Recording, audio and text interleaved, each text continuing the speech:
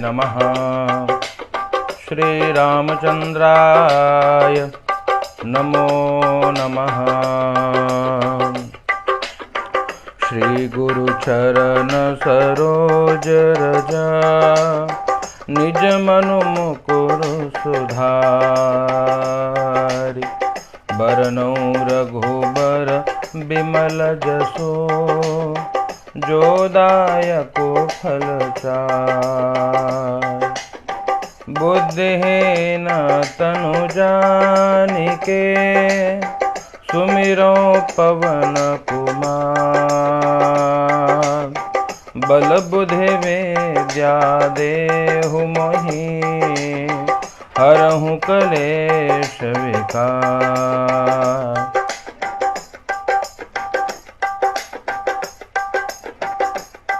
यदि नाथ का नाम दया निधि है तो दया भी करेंगे कभी ना कभी।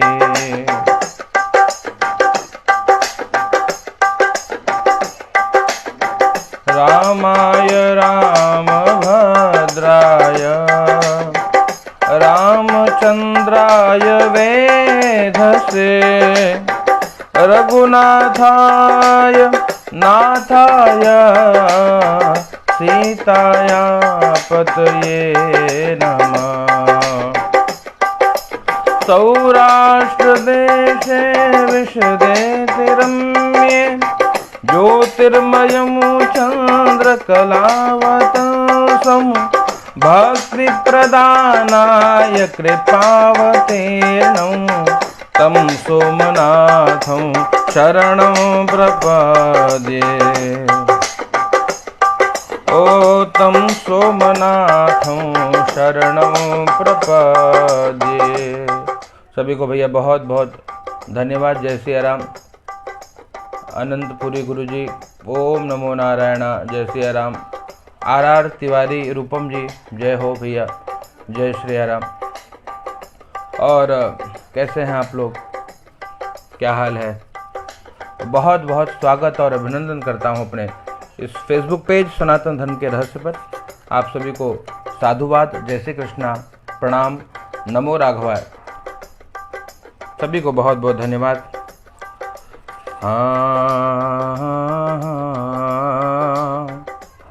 प्रभु आ जाओ एक बार। बहुत सुंदर गीत। मेरा श्री वैष्णव परिवार, प्रभु आ जाओ एक बार। प्रभु आ जाओ, प्रभु आ जाओ, हरि आ जाओ, हरि आ जाओ। मेरी बिगड़ी बात बना जाओ, नित बहती असुवन धार। हरि आ जाओ एक बार। मेरा छोटा सा परिवार, हरि आ जाओ एक बार। तंत्राचार्य विश्वनाथ जी भैया, जय विश्वनाथ जी की बहुत बहुत धन्यवाद। जय श्री राम। आर तिवारी रूपम भैया जय हो। बहुत बहुत साधुवाद, बहुत बहुत अभिनंदन है, वंदन है आप सभी का। आइए कुछ विशेष चर्चा कि कौन से रत्न के साथ कौन सा रत्न नहीं पहनना चाहिए। निषिद्ध रत्न क्या होता है, मतलब किस रत्न के साथ दूसरा कौन सा रत्न न पहने। तो कहते हैं भैया जो माणिक्य है, जो सूर्य का रत्न है माणिक्य, आप जानते हैं, तो सूर्य के रत्न माणिक्य के साथ कौन सा रत्न नहीं पहनना चाहिए। तो बताते हैं भैया उसके साथ नीलम न पहनिए, क्योंकि शनि और सूर्य की शत्रुता जगत विदित है। तो माणिक्य के साथ नीलम नहीं पहनना चाहिए, नीलम धारण नहीं करना चाहिए। माणिक्य के साथ गोमेद धारण नहीं करना चाहिए। माणिक्य के साथ हीरा और लहसुनिया, ये जो रत्न है वो धारण नहीं करना चाहिए। हर राशि के लोग जो रत्न धारण करते हैं, कई बार विरुद्ध रत्न धारण करके, निषिद्ध रत्न धारण करके और अपने जीवन को अव्यवस्थित कर लेते हैं, या अपने जीवन को पूरी तरह व्यस्त कर देते हैं। क्यों? क्योंकि जानकारी ना होने के अभाव में, जानकारी ना होने के कारण लोग निषिद्ध रत्न को, जो रत्न एक दूसरे के साथ नहीं पहनना चाहिए, वो रत्न धारण कर लेते हैं और दुखी हो जाते हैं और जीवन में कष्ट बढ़ने लगता है, पीड़ा बढ़ने लगती है, संकट बढ़ने लगता है। तो कौन से रत्न के साथ कौन सा रत्न धारण न करें। सभी बहुत बहुत धन्यवाद जो हमसे जुड़े हैं। ये जानकारी आप सभी नोट कर लीजिए, ये बहुत ही आपके लिए उपयोगी जानकारी है। जो व्यक्ति माणिक्य धारण करता है, सूर्य का रत्न है माणिक्य, तो माणिक्य के साथ में नीलम, गोमेद, हीरा और लहसुनिया, इन रत्नों को धारण नहीं करना चाहिए। दूसरा रत्न कहते हैं, जो दूसरा रत्न है मोती। मोती किसका रत्न है? कहते हैं चंद्रमा का रत्न है मोती। और चंद्रमा की राशि कौन सी है? कहते हैं कर्क राशि। जिसकी राशि कर्क है उनको मोती धारण करना चाहिए। स्वामी है चंद्रमा, तो मोती के साथ में कौन सा ऐसा रत्न है जो धारण नहीं करना चाहिए? तो क्या करना चाहिए? कहते भैया मोती के साथ में हीरा कभी धारण न करें, मोती के साथ में कभी पन्ना धारण न करें, मोती के साथ में नीलम धारण न करें, और मोती के साथ में लहसुनिया जो रत्न है, इन रत्नों को साथ में धारण नहीं करना चाहिए। तो इसलिए ध्यान दीजिए कौन सा रत्न किसके साथ न पहने, निषिद्ध रत्न की जानकारी। तीसरा रत्न जो हम जानते हैं वह है मूंगा। मूंगा मंगल की राशि है, मंगल का रत्न है। और मंगल की राशि क्या है? मेष, और 8वीं राशि है वृश्चिक। तो मेष राशि वाले और वृश्चिक राशि वाले मित्रों को मूंगा धारण करना चाहिए। पर मूंगा रत्न धारण करने पर कौन सा रत्न न धारण करें?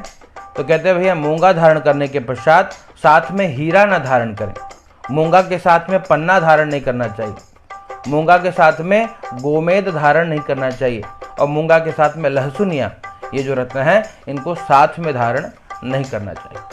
चौथी राशि कौन सी है? कहते हैं चौथी राशि मित्रों बुध की राशि है।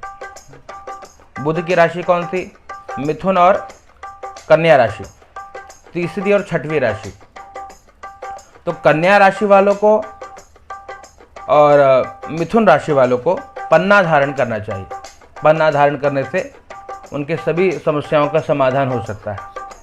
पर पन्ना के साथ में कौन सा रत्न न धारण करें? सुशील जुयाल जी जय सिया राम, गौरव दुबे जी जय सिया राम। कहते हैं भैया पन्ना के साथ में मूंगा कदापि धारण न करें, और पन्ना के साथ में मोती धारण नहीं करना चाहिए। तो मूंगा और मोती ये जो रत्न है ये पन्ना के साथ में कभी धारण नहीं करना चाहिए। और क्या? जो आपकी 5वीं राशि, 5वीं राशि गुरु की राशि। कौन सी गुरु की राशि? 9 और 12, 9वीं राशि और 12वीं राशि जो है उसके स्वामी गुरु है। 9वीं राशि कौन सी है? धनु राशि, और 12वीं राशि मीन राशि। तो मीन राशि वालों को और धनु राशि वालों को पुखराज धारण करना चाहिए। पुखराज मीन और धनु राशि वालों को, जिनके स्वामी गुरुदेव हैं, गुरु हैं, गुरु का रत्न है पुखराज। लेकिन पुखराज के साथ में कौन सा रत्न धारण करें? तो शास्त्र में वर्णन है कि पुखराज के साथ में नीलम धारण नहीं करना चाहिए, पुखराज के साथ में कभी हीरा धारण न करना चाहिए, पुखराज के साथ में लहसुनिया धारण न करें, और पुखराज के साथ में गोमेद धारण नहीं करना चाहिए। इसलिए आपने अगर रत्न में ये दोनों निषिद्ध रत्नों को साथ में पहन लिया, विरुद्ध रत्नों को साथ में पहन लिया, तो बनते हुए भी काम आपके बिगड़ने लग जाएंगे। तो क्या करिए? कौन सा रत्न आप धारण कर रहे हैं उसके साथ में निषिद्ध रत्नों को धारण कदापि न करें। 7वीं राशि कौन सी है? 7वां ग्रह है शुक्र, और शुक्र का रत्न है हीरा। शुक्र की राशि कौन सी है? कहते हैं भैया दूसरी राशि और 7वीं राशि। दूसरी राशि मतलब वृषभ और तुला राशि। तो वृषभ राशि और तुला राशि के स्वामी शुक्र हैं, और शुक्र का रत्न है हीरा। पर हीरा के साथ में कौन सा रत्न धारण करें? तो कहते हैं भैया हीरा के साथ में माणिक्य, ये परस्पर विरोधी है। हीरा के साथ में माणिक्य धारण नहीं करना चाहिए, हीरा के साथ में मोती धारण न करें।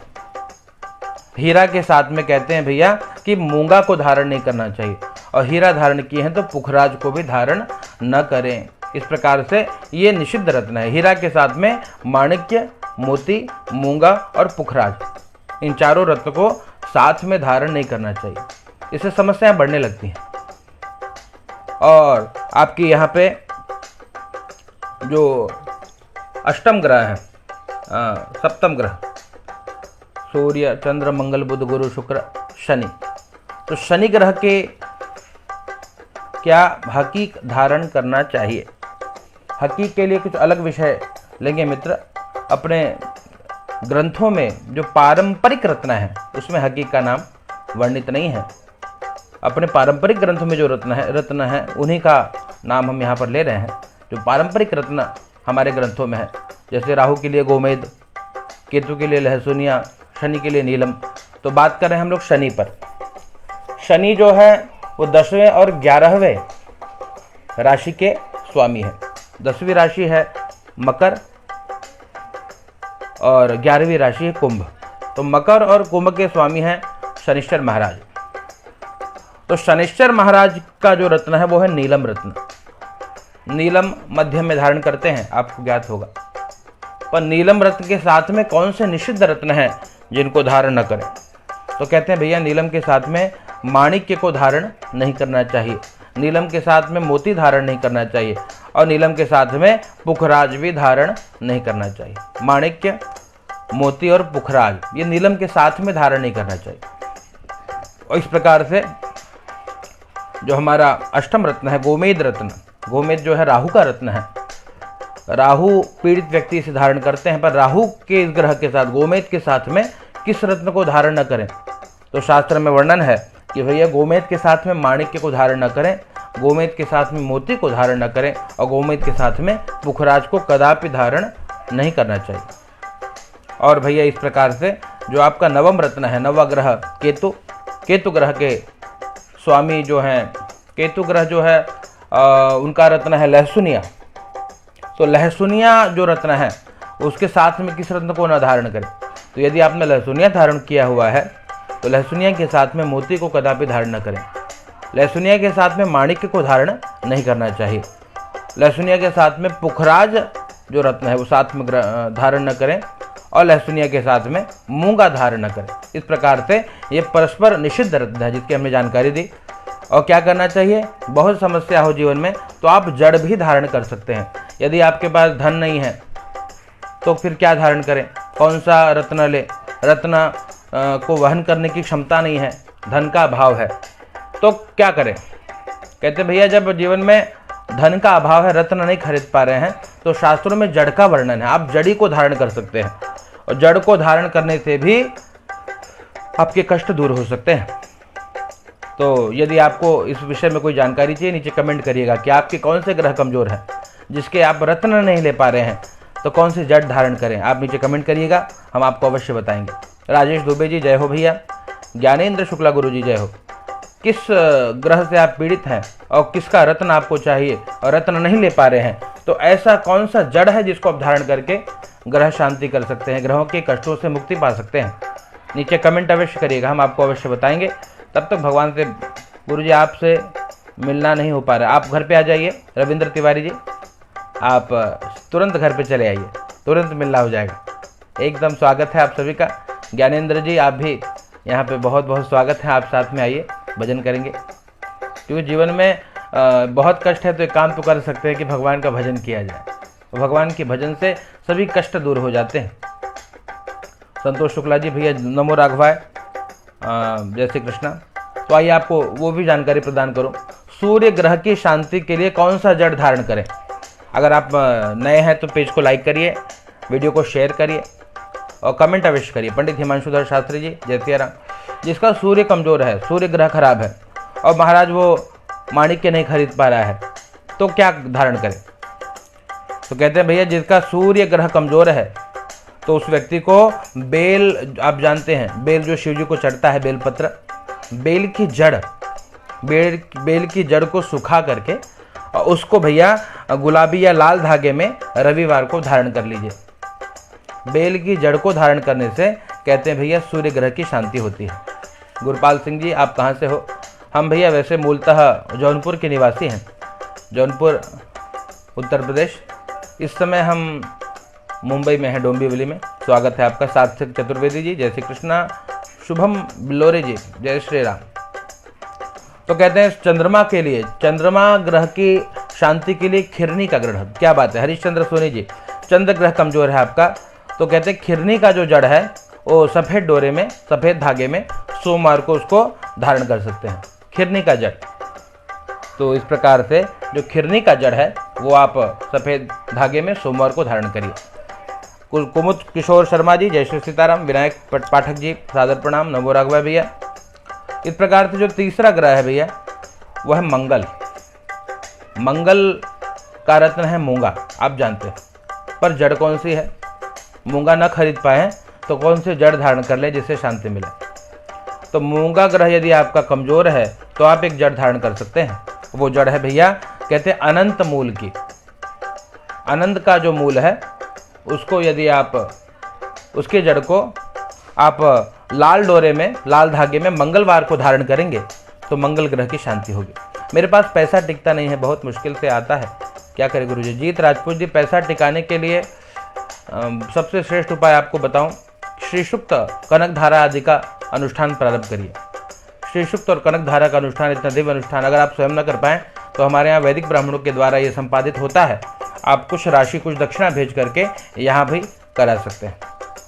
तो श्री सूक्त और कनक धारा का अनुष्ठान। पंडित हिमांशुधर शास्त्री जी, आपसे मिलना चाहता हूँ इस समय भैया मैं मुंबई में हूँ, जरूर आप आइए।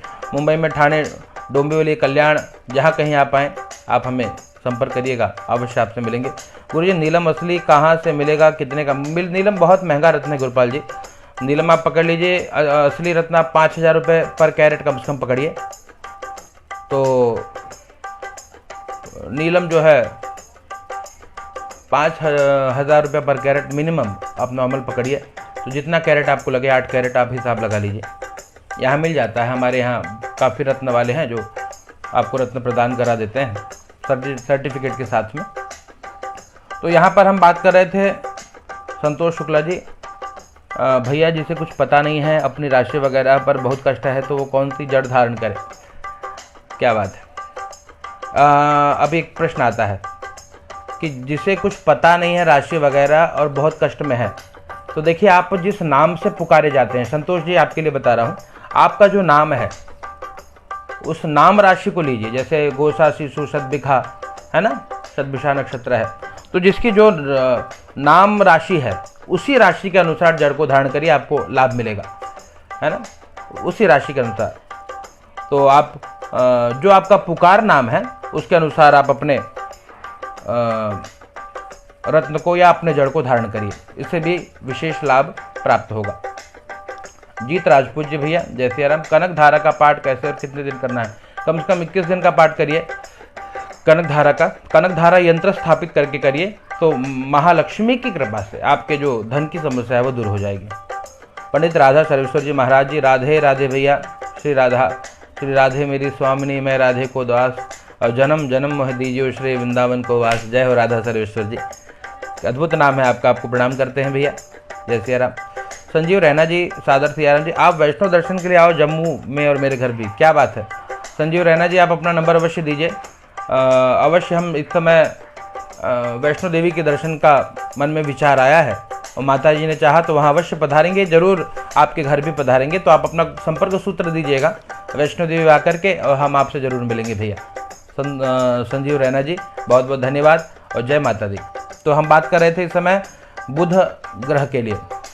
बुध के लिए जो रत्न है आप जानते हैं, पन्ना रत्न धारण करना चाहिए।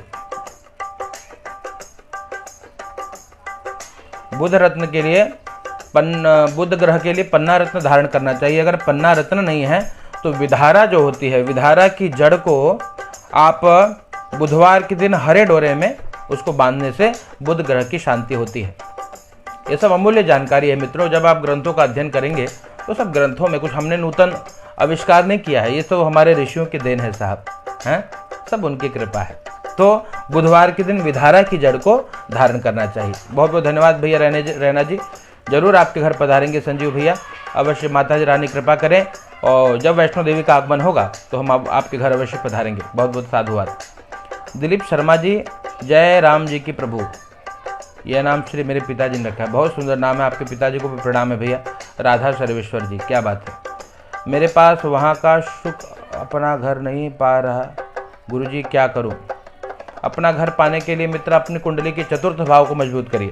आपकी जन्म कुंडली में जो चतुर्थ भाव है, उस चतुर्थ भाव को अगर आप स्ट्रांग करते हैं, उनके दान को करके या उनके जप को करके, तो आपके जो घर की समस्या है वो दूर हो जाएगी। तो चतुर्थ भाव, कुंडली का जो चतुर्थ भाव है, उसे स्ट्रांग करेंगे तो आपकी जो घर की समस्या है वो दूर हो जाएगी। राधे राधे। केकू क्या नाम है, अद्भुत नाम, केकू जो भी आपका नाम है। गायत्री प्रसाद द्विवेदी जी, जय श्री राम। तो हम बात कर रहे थे बुध के बारे में। बुध के लिए विधारा की जड़ हरे डोरे में बांधना है, और जिनकी राशि है गुरु मतलब 9-12, यानी कि धनु राशि और मीन राशि। तो धनु राशि वाले और मीन राशि वाले जो हमारे मित्र हैं, आचार्य जी मुंबई में कहाँ रहते हैं? हम भैया डोंबिवली में रहते हैं, सोहनलाल जी। तो डोंबिवली कल्याण में है। आप सूचित करिएगा, यहाँ आइएगा तो अवश्य मुलाकात करेंगे। या डोंबिवली में है इस समय, डोंबिवली में एकदम ईस्ट में है। आप जब कभी डोंबिवली ईस्ट में आइए तो हमसे अवश्य मुलाकात करिएगा। बहुत बहुत साधुवाद। तो बात कर रहे थे हम लोग गुरु ग्रह के बारे में। तो नारंगी की जड़ को या केले की जड़ को पीले धागे में गुरुवार को धारण करने से गुरु ग्रह की शांति होती है। इस प्रकार से कहते हैं शुक्र के लिए सरपोखा की जड़ जो है, सरपोखा की जड़ को सफ़ेद डोरे में शुक्रवार को धारण करना चाहिए। और शनि के लिए बिच्छू की जड़ को काले डोरे में शनिवार को धारण करिए। और इस प्रकार से केतु के लिए अश्वगंधा यानी अश्वगंधा को धारण करना चाहिए। अश्वगंधा की जो जड़ है, अश्वगंध की जड़, उसको केतु ग्रह की शांति के लिए धारण करना चाहिए। क्योंकि आपके भी जो प्रश्न है, आपके मन में अगर कोई संशय है, कुछ पूछना चाहते हैं, कुछ बताना चाहते हैं, तो हमें कमेंट कर सकते हैं। अवश्य जो ईश्वर ने हमें ज्ञान प्रदान किया है उसके माध्यम से आपको अवश्य आपकी शंका का समाधान करने का प्रयास करेंगे। आइए अब कुछ सिद्ध मंत्र आपको बताते हैं। बहुत ध्यान से सुनिएगा। नए हैं चैनल पे, इस पेज पे, तो पेज को लाइक करिए, वीडियो को शेयर अवश्य करिए, ताकि अधिक से अधिक लोग जुड़ें और सबकी समस्या का समाधान हो सके। विपिन तिवारी जी, राधे राधे, जय श्री कृष्ण। कुमुद किशोर शर्मा जी, मोती कितने समय तक धारण करें? घिसने के बाद मित्र मोती को जल में प्रवाहित कर दीजिए। नूतन मोती को उसी विधान से धारण करिए। ग्रहों को धारण करने का एक विधान होता है। मोती को धारण करने के लिए कहते हैं भैया कनिष्ठिका अंगुली में, इस कोनी कानी उंगली जो देख रहे हैं आप, मोती को कनिष्ठिका में धारण करना चाहिए। और मोती को कनिष्ठिका में धारण करिए। सोमवार के दिन प्रातः काल उठ करके, और जो इसका मंत्र है चंद्र का, ओम ऐं क्लीं सोमाय नमः, इसका जप करिए। अथवा ओम श्राम श्रीम श्रौम सह सोमाय नमः, इस मंत्र का 108 बार जप करके दूध से अभिषेक करके फिर धारण करना चाहिए। ये धारण करने की विधि है। भैया हमारा नाम संतोष है, हमारे लिए कोई जड़ बता दीजिए। जी अवश्य संतोष जी, हम आपको व्हाट्सअप करेंगे। जिस जड़ के संबंध में आपकी समस्या है उसके निराकरण हेतु संतोष जी हम आपको व्हाट्सएप पे पर्सनली आपको परामर्श देंगे कि कौन सा जड़ आपको धारण करना चाहिए। पप्पू पंडित जी, जय हो महादेव। महादेव भैया, जय सिया राम। हमारे आचार्य श्री विजय शंकर महाराज जी हमसे जुड़े हैं। गुरु जी बहुत बहुत प्रणाम है आपके श्री चरणों में। और बहुत जीत राजपूत जी हमसे जुड़े हैं। बहुत कोशिश के बाद भी अपना कोई घर नहीं हो पा रहा है, आप चतुर्थ भाव को मजबूत करिए। जीत राजपूत जी, कुंडली अगर आपको हमको दिखानी है तो कुछ शुल्क आपको देनी होगी, और हम आपको सजेस्ट करेंगे कि कौन सा भाव है जिसको स्ट्रॉन्ग करें और उसके लिए क्या उपचार करें, जिससे आपके जो संशय है, जो समस्याएं हैं वो दूर हो और शीघ्र आपको भी भवन की प्राप्ति हो। आपको भवन के साथ साथ वाहन की भी समस्या है, क्योंकि चतुर्थ भाव आपका बहुत कमज़ोर चल रहा है मित्र। तो चतुर्थ भाव को स्ट्रॉन्ग करने के लिए हमको उपचार करना होगा। संतोष शुक्ला जी, धन्यवाद जी, बहुत बहुत धन्यवाद। आपने हनुमान चालीसा का पाठ यदि किया होगा तो आपको बहुत अच्छा वो फील हुआ होगा, आपके जो संशय हैं वो दूर हुए होंगे। तो संतोष जी हमें अवश्य कमेंट करके बताइए कि जो हमने आपको उपचार बताया था, जो मन में संशय चल रहा था दीपावली के दिन, तो हनुमान चालीसा का यदि आपने पाठ किया तो उससे ऐसा आपको कैसा लगा, और अब मन में क्या हाल, अब स्थिति कैसी है आपकी, तो नीचे कमेंट करके अवश्य हमको बताइएगा, ताकि दर्शकों को भी ज्ञात हो कि उपचार करने से जीवन में संशय दूर हो जाते हैं। तो आइए इस प्रकार से अब कुछ सिद्ध मंत्रों के प्रयोग आपको बता रहे हैं। चलिए आप लोग, अब कुछ लोग ऐसे भी जुड़े हैं दर्शक हमसे जिनकी समस्या ये है कि महाराज हमको हमारी जन्म कुंडली ही नहीं बनी है, या हमको पता ही नहीं हमारी राशि क्या है, तो क्या करें।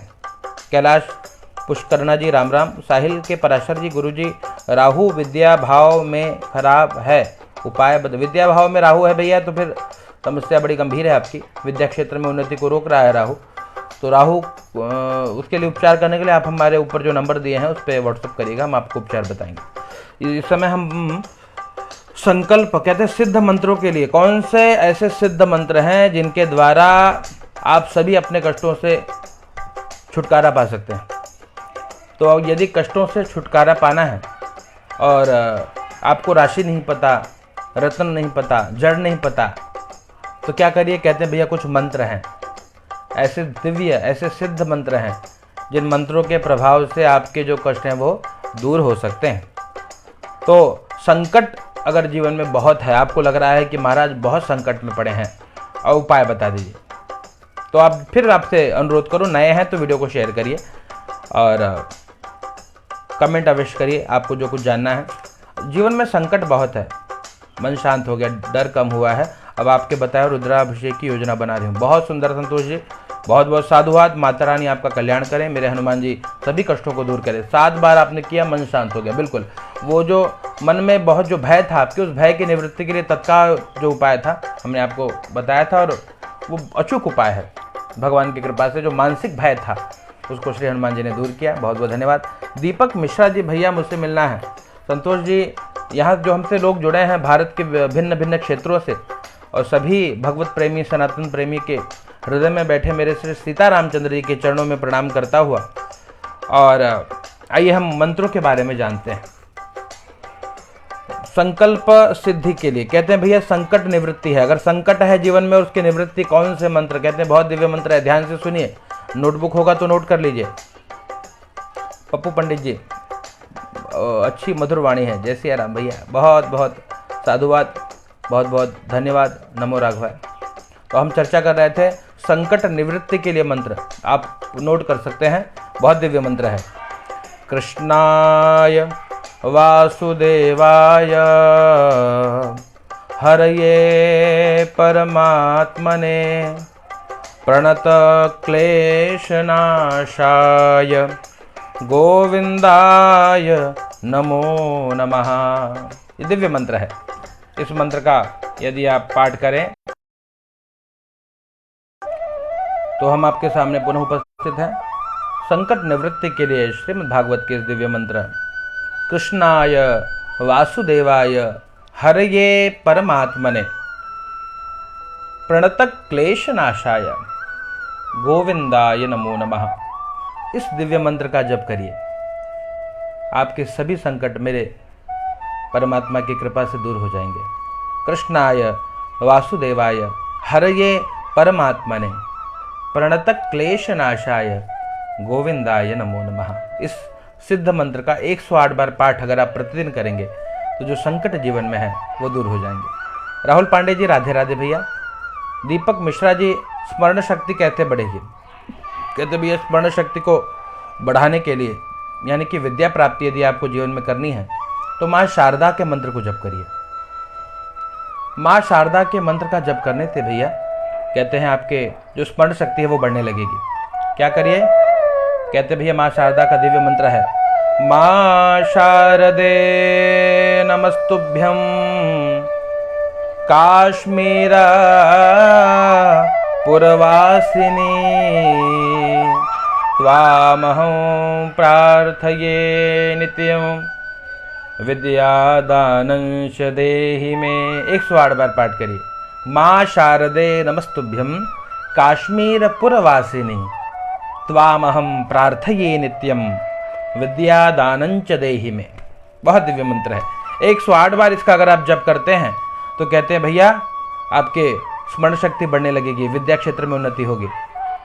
या सरल मंत्र बताऊं, ओम ऐं सरस्वत्यै नमः, माँ सरस्वती का मंत्र है। ओम ऐं सरस्वत्यै नमः, इस मंत्र का जप करिए, कल्याण होगा। संतोष जी, भैया आपके चरण मेरे घर में आए हैं तब से मेरा सब अच्छा, और मैं मेरे राघव जी से यही प्रार्थना करता हूँ कि आपके समस्त कष्टों को मेरे परमात्मा दूर करें और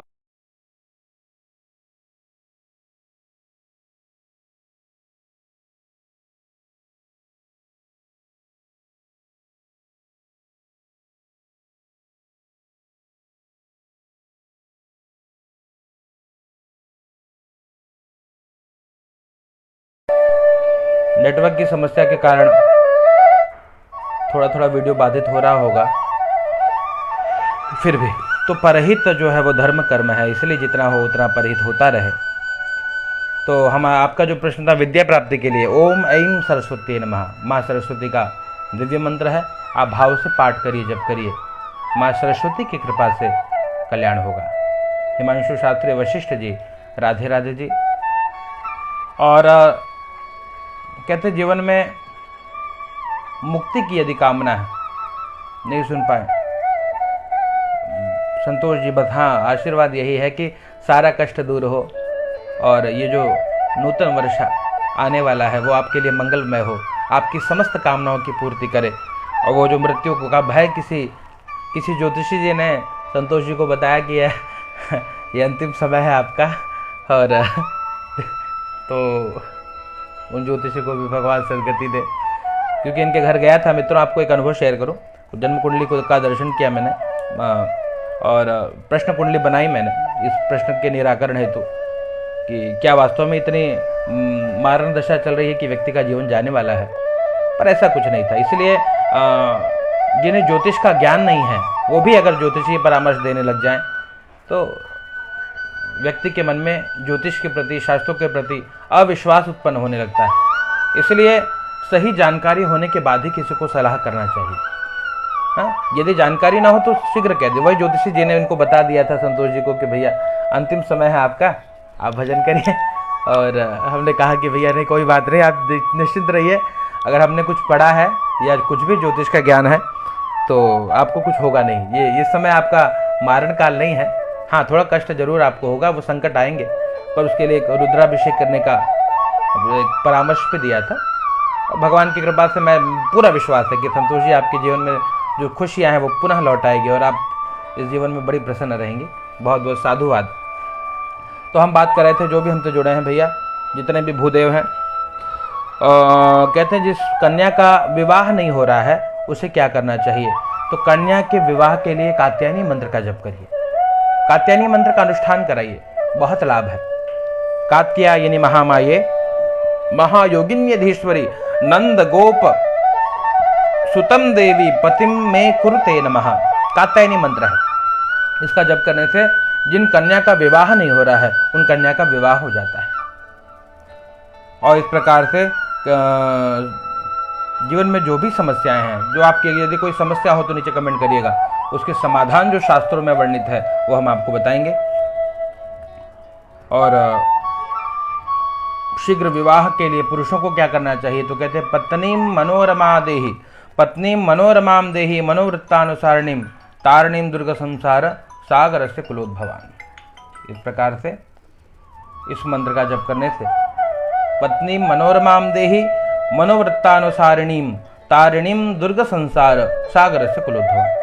इस प्रकार से इस मंत्र का जप करने से सभी संकट दूर होंगे।